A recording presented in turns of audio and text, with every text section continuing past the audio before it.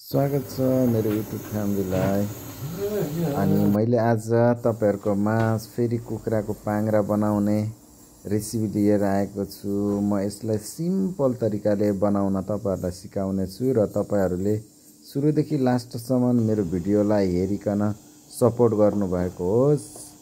र यसलाई हामी काट्ने छौं सानो सानो टुक्रामा। यसलाई मैले पहिल्यैदेखि क्लिन गरेर धोएर अनि बोइल गरेर मैले यसलाई निकालेको छु। र यसलाई बनाउनको लागि हामीले एउटा प्यान बसाउने छौं र यसमा तेल लगाएर गरम भइन्जेल राख्ने छौं।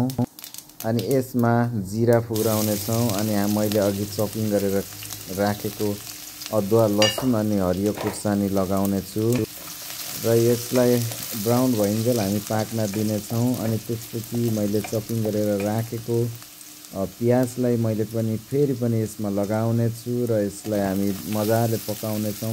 जबसम्म यो प्याज ब्राउन हुँदैन तबसम्म हामीले यसलाई पकाइरहने छौं। साथीहरु यो कटिङ गर्दा मसिनो गरेर काट्नु भएको होस्। हेर्न सक्नुहुन्छ साथीहरुले प्याज मजाले ब्राउन कलर आइसकेको छ। यसमा कलर चेन्ज भइसकेको छ र हामीले यसलाई फेरि पनि अब अघि काटेर धोएर राखेको यो कुखुराको पाङ्ग्रा लगाउने छौं र यसलाई हामीले मजाले पाक्न दिने छौं। यो मजाले पाक्ने छ।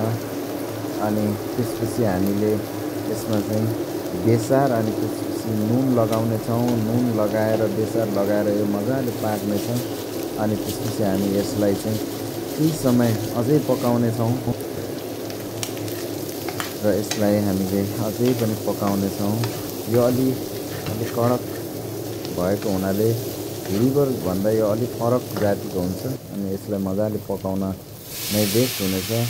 र यसमा हामीले अघि काटेर राखेको एउटा टमाटर लिने छौं र यो टमाटरलाई एकछिन छोपेर यसलाई चाहिँ गल्न दिने छौं तातोमा। अनि यसलाई छोपेर हामी पकाउने छौं। र मैले यसमा अलिकति पानी पनि लगाएको छु तर तपाईहरुलाई मैले देखाएको छैन। यसमा पानी लगाएर मजाले पकाएको छु।